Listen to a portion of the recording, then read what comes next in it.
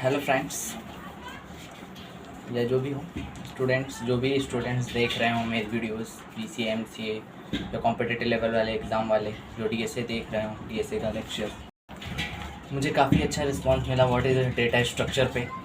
अगली वीडियो में लाया हूँ इसी पर, बस बेसिक टर्मिनोलॉजी को बताना चाहता हूँ, इसलिए क्योंकि कई लोग बताते तो हैं DSA के बारे में, पर DSA का नीड क्यों है, DSA एक्चुअल में काम कैसे करता है, DSA को इम्प्लीमेंट कैसे करना है प्रोग्राम में, ये नहीं बताते हैं। वो थ्योरेटिकल हर एक चीज़ और प्रोग्राम में कैसे प्रोग्रामिंग कैसे होती है ये सब चीज़ें दिखा देते हैं, पर इम्प्लीमेंट करना नहीं बताते हैं। मैं इस वीडियो में या आने वाली फर्दर वीडियोस में इम्प्लीमेंट करना भी बताऊंगा कि आप लॉजिकली कैसे सोच सकते हैं, क्योंकि डेटा स्ट्रक्चर कोई प्रोग्राम नहीं है, ये लॉजिक है, एक तरीके से सूडो कोड की तरीके से है। लॉजिक आपको बनाना, अगर आपको लॉजिक बनाना नहीं आता है तो आप डेटा स्ट्रक्चर को सीख नहीं पाएंगे। इसमें आपको लॉजिक खुद ही क्रिएट करना है। अब जैसे कि इसमें मैंने क्लासिफिकेशन में पहले भी बता चुका, फिर भी एक बार और क्लासिफिकेशन को डिस्क्राइब कर देता हूँ। जैसे कि इसमें लिखा classification of DSA, primitive DSA और नॉन प्रिमिटिव DSA, जिसमें लीनियर है, नॉन लीनियर है। लीनियर में स्टैटिक और स्टैटिक में एरे आता है, और नॉन लीनियर में हमें ट्री और ग्राफ मिल जाएगा। स्टैटिक डायनेमिक के अंदर हमें लिंक लिस्ट पढ़ने को मिलेगी, स्टैक पढ़ने को मिलेगा और क्यू पढ़ने को मिलेगा।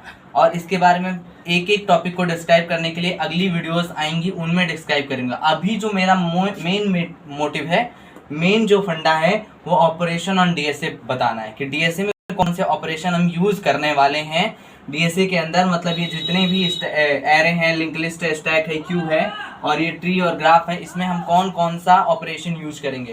पहला ऑपरेशन हम यूज करेंगे ट्रैवर्सिंग। तो ट्रैवर्सिंग क्या होता है? Traversing is the one node to another node move करने को हम कहते हैं ट्रैवर्सिंग। मतलब कि every data structure contains a set of data elements. Traversing data structure means visiting each element of data structure. हर बार हमें एक से दूसरे नोड पर या एक से दूसरे डेटा स्ट्रक्चर पर विजिट करना ही हमारा क्या कहलाता है? ट्रैवर्सिंग। इंसर्शन का मतलब क्या होता है? डेटा स्ट्रक्चर में कोई नई लिस्ट या कोई नया नोड हमें ऐड करने को इंसर्शन बोलते हैं। डिलीशन का मतलब होता है कोई किसी को रिमूव करना, यानी किसी नोड को रिमूव करना, किसी लिस्ट को रिमूव करना या किसी क्यू को रिमूव करना, हमें डिलीशन बोलते हैं। ये सारी बातें मैंने अपने नोट्स में लिख रखे हैं, आपको थ्योरेटिकली लिखना पड़ेगा। और ज़्यादातर इसमें बहुत ज़्यादा कुछ नहीं, मतलब इसमें स्पेसिफिक बहुत ज़्यादा नहीं है, मतलब बस ये लिखने वाला है, थ्योरेटिकल है, इसलिए मैं इन सभी टर्म्स को बता देता हूँ ताकि आने वाली वीडियोज़ में मुझे बार बार इसे डिस्क्राइब ना करना पड़े। अब एक चीज़ है, कॉम्पिटिटिव एग्जाम वाले के लिए नोट कर सकते हैं कि इंसर्शन में if the size of DSA n, अगर n साइज का डेटा स्ट्रक्चर है आपके पास, तो then we can only insert n-1 data elements. तो हम उसके अंदर सिर्फ n-1 एलिमेंट्स ही, अगर मतलब 5 नोड वाला साइज वाला या 5 लिस्ट वाला या 5 क्यू वाला हमारे पास कोई डेटा स्ट्रक्चर है, उसमें हम सिर्फ इंसर्शन जो कर सकते हैं वो इससे एक कम लेकर कर सकते हैं, यानी 4 ही कर सकते हैं। डिलीशन बता ही चुके हैं।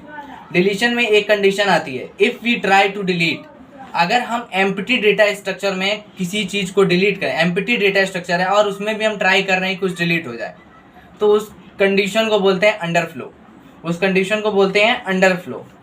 ये सब जो छोटी छोटी बातें हैं, ये कॉम्पिटिटिव वालों के लिए सबसे ज़्यादा काम के हैं, और जो थ्योरी वाला काम है वो MCA BCA वालों अपने थ्योरी वाले मतलब नोट्स में लिख सकते हैं और अपना एग्जाम दे सकते हैं, क्योंकि वहाँ पर उनके सब्जेक्टिव आता है, ऑब्जेक्टिव नहीं आता है। फिर सर्चिंग का क्या मतलब होता है? अगर हम लिंक लिस्ट या एरे के लोकेशन यानी एड्रेस को फाइंड करने जाते हैं तो फाइंड करने को ही सर्चिंग बोलते हैं। और सॉर्टिंग का मतलब होता है, हर एक कंडीशन में सॉर्टिंग आप लोगों ने किया होगा। जैसे कि मान लो कि कभी लाइन बनाई आपने और आपने कह दिया कि छोटे से लेकर बड़ी की तरह लाइन बताइए, यानी कि उसको असेंडिंग ऑर्डर में आप लाइन को बनाने के लिए कहा, मतलब सबसे छोटा जो होगा पहले लग जाए, उसके बाद बड़ा बड़ा बड़ा आगे, या फिर आपने कहा सबसे बड़े जो है वो पहले आगे लगे, तो ये सॉर्टिंग ही है। ये सॉर्टिंग ऐसे ही इसमें हमें डेटा को भी लेकर सॉर्टिंग करना पड़ता है, तो उसे भी सॉर्टिंग कहते हैं। अब आता है मर्जिंग। मर्जिंग का मतलब होता है कि मान लो कि 2-3 डेटा स्ट्रक्चर दिए गए हों और उनमें से दोनों को मर्ज करना है आपस में, तो उसको मर्जिंग कहते हैं। अब ये जो बातें हैं, ये बातें आपको समझनी होगी, इसलिए समझनी होगी क्योंकि ये फर्दर आपको यूज़ करना है। ये सारे के सारे नाम वापस आएंगे। और मेन इसमें फंडा एक चीज़ का है कि आपको एल्गोरिदम्स के बारे में जानना है, क्योंकि डेटा स्ट्रक्चर एल्गोरिदम, आपने डेटा के बारे में जाना, स्ट्रक्चर अभी बताएंगे, इसी में एल्गोरिदम के बाद स्ट्रक्चर क्या होता है। तो हमें पहले डीएसए का जो पूरा फुल फॉर्म है, डेटा स्ट्रक्चर एल्गोरिदम, उनके बारे में ही तो जान ले। ये तो कोई बताता ही नहीं है, डायरेक्ट एरे पे पहुंच जाते हैं। एरे जानकर क्या करेंगे, जब आपसे कोई पूछे कि व्हाट इज डेटा, नहीं बता पाए आप, व्हाट इज स्ट्रक्चर नहीं बता पाए, व्हाट इज एल्गोरिदम नहीं बता पाए, बताना पड़ेगा ना। तो एल्गोरिदम्स क्या होता है, algorithm is a process of a set of rules, मतलब कि एल्गोरिदम जो है एक प्रोसेस है, किसका, सेट ऑफ रूल्स का, और रिक्वायर्ड टू परफॉर्म कैलकुलेशन और some other problem solving operation by a computer. मतलब कि इसमें हम क्या करने वाले हैं, कुछ रूल्स अपनाने वाले हैं, उन रूल्स की मदद से लेकर कुछ ऑपरेशंस करने वाले हैं, किस पर, कंप्यूटर पर, उसे हम कहते हैं DSA. It is not a complete program, not a programming language या नॉट अ कोड, ये कोड वगैरह नहीं है, ये सिर्फ हमारा लॉजिक है।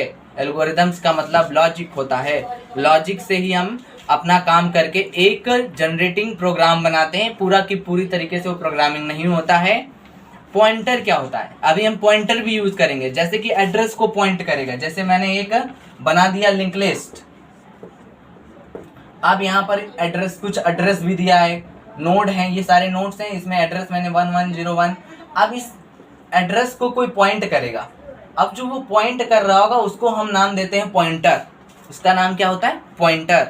और पॉइंटर होता क्या है, pointer is used to point the address of the value stored anywhere in the computer memory, to obtain the value store at location is known as pointer. जिस एड्रेस को वो पॉइंट कर रहा है उसी को हम पॉइंटर बोलते हैं। पॉइंटर में दो तीन प्रकार के पॉइंटर होते हैं, जैसे कि हमारा अर्थमेटिक पॉइंटर में प्लस प्लस माइनस माइनस और प्लस और माइनस होते हैं।